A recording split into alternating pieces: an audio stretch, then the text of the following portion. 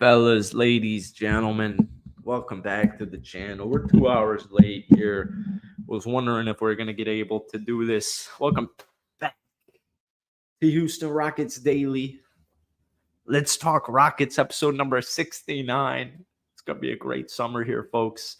I have random tidbits. We got random tidbits here.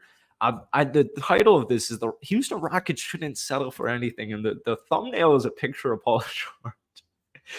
And basically, I'm about to throw up a tweet here. But before we get into it, if you guys enjoy it, hit that like button, hit that sub button for semi-weekly Houston Rockets content. Fellas and ladies, this is available on streaming platforms. The link is down below. Or you can type in Let's Talk Rockets with Jackson Ostro. Guys, we're blowing it up. We're well over 700 total plays right now. You guys are feeding me reviews. You're feeding me 5-star reviews. That makes a big impact, apparently. Because the show's doing great, man. We're getting like 15 listens every single episode right now, so I appreciate you guys so much. So, all right. The tweet here on the screen for our audio listeners is a tweet from myself, which only 2 of you have followed in the last couple of weeks. My Twitter link is down below. It's also on the screen here, Justra YT.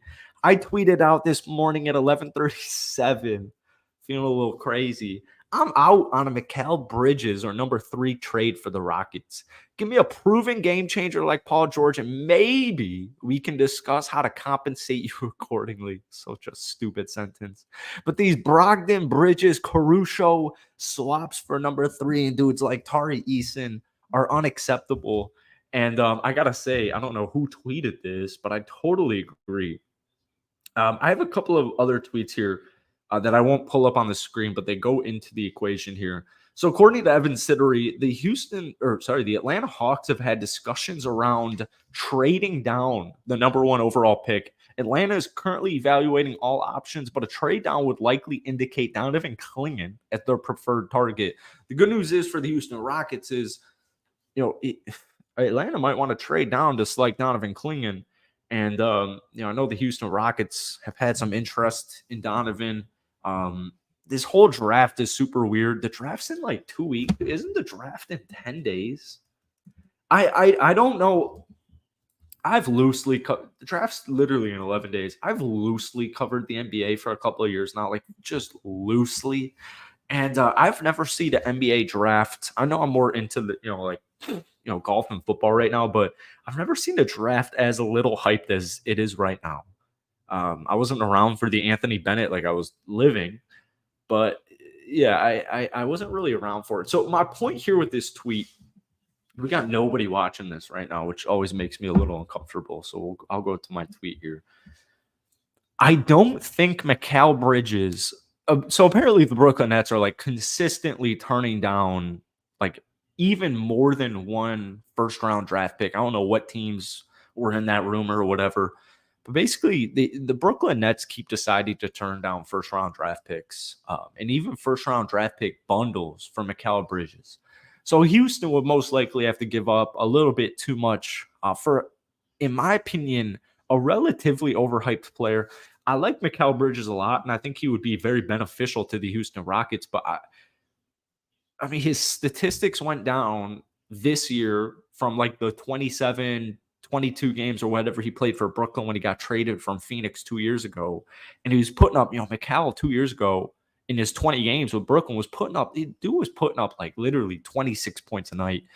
And the thought process was, all right, maybe he's about to turn into a superstar here because, he's the dude. He's no longer with D-Book and the Phoenix Suns. And that didn't really happen last year, but the Brooklyn Nets, in my opinion, with Sean Marks and Josiah, I think they're just a dumpster fire for an organization.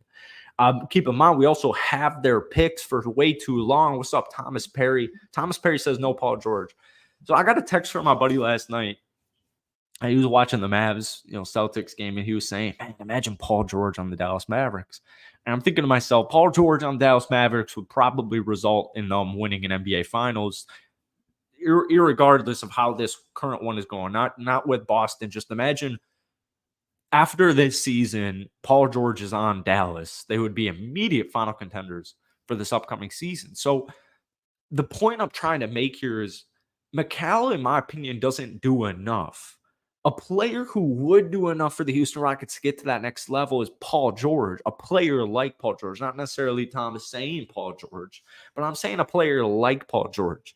The Houston Rockets' best chance for long-term success is to continue to develop their personnel like they have right now. It's to actually turn Şengün into a legitimate, literal star. It's to turn in Jabari Smith into a star or Jalen Green into a star. So, the more trades I see and the more thought I put into Mikal Bridges coming on over to the Houston Rockets for whatever that package would be, the third pick, Tari Eason, Jacques Landale, whatever. I don't think they need to make a move like that. Obviously, it would be a huge upgrade from Dillon Brooks. Huge upgrade from Dillon Brooks. But imagine Mikal Bridges on the Houston Rockets this past season. I think, if you win 40 plus games, I don't think Mikal Bridges takes the Houston Rockets last year to a 50-win team. Like, I don't think his sole position, maybe a dude like Paul George, maybe a dude like Kawhi Leonard. I don't necessarily want PG. I think we're a little too early to get a guy like PG. I think a team that would love, I think Paul George to the Oklahoma City Thunder, I think would legitimize them immediately. I do. I think OKC has always been just slightly ahead of us because of Shea. And, we had a similar track of OKC that they did last year. And so the thought process is maybe Houston can be a top 4 seed this upcoming season. But obviously OKC got bounced out in the second round. So, Rome wasn't built in a day. Fast success into NBA Finals championships doesn't exist immediately. So I got this tweet here from Nathan Fogg. Kerem, do you disagree? Do you disagree with Paul George? If I handpicked Paul George onto the OKC Thunder right now, you don't think they're better? Thomas Perry, I say stay the course, no monster moves for the time being, and I fully agree here. So I saw this random tweet here from this guy, Nathan Fogg one.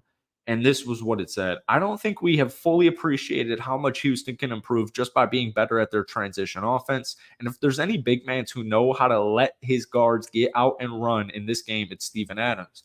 Steven Adams is a Houston Rocket, which a lot of people don't even recognize when they're talking about drafting. Everyone wants Klingon and Sarr, and they're worried about the fit with Şengün, and people don't even realize we still got Steven Adams because he was injured all year for us last year when he got traded. I do think, and like I said, and I've tweeted this a lot in the last couple of weeks, and I've said this on this channel way too much last couple of weeks. I think Dillon Brooks' upgrade needs to happen in order for Houston to get to the promised land. But once again, we just missed out on the play-in tournament. Like, how close really are we? So my point is, we'll end it here because I got to cook some steaks. I think Houston is just too I think we're way too close to know truly what they need to do to get to that next level, whether it's Mikal Bridges. Forget about Paul George on the thumbnail. Unless you're giving me a legitimate, like, freaking superstar, like Jaylen Brown to the Houston Rockets, obviously you bounce on that if that opportunity is there because he's cementing himself right now as that dude. But I think we're a little too far away. I think the Houston Rockets' best course is to develop further Alperen Şengün, Jalen Green, Jabari Smith Jr., Amen Thompson, Tari Eason, and Cam Whitmore moving forward for this upcoming season. And I would stand pat and draft at pick number 3 as opposed to getting, like a 2027 protected lottery first round pick and Malcolm Brogdon. Like, I just don't really, I don't think that does anything for me. Thunder don't necessarily need PG, but you'd take PG. All right. Don't kid yourself. Thank you guys for watching one of the shortest episodes of Houston Rockets Daily. Let's Talk Rockets probably ever. Once again, guys, this is available on streaming. I know this was more of a YouTube video, but it is the dead of the offseason. The draft's in 11 days. I don't know if anyone really knows that. And we're available on streaming sites. We're clearing 15 plays each and every episode. And I think we're like 75% of the way to 1,000. And we'll do a little giveaway for 1,000 total plays on Spotify and Apple. So check all those links out down below.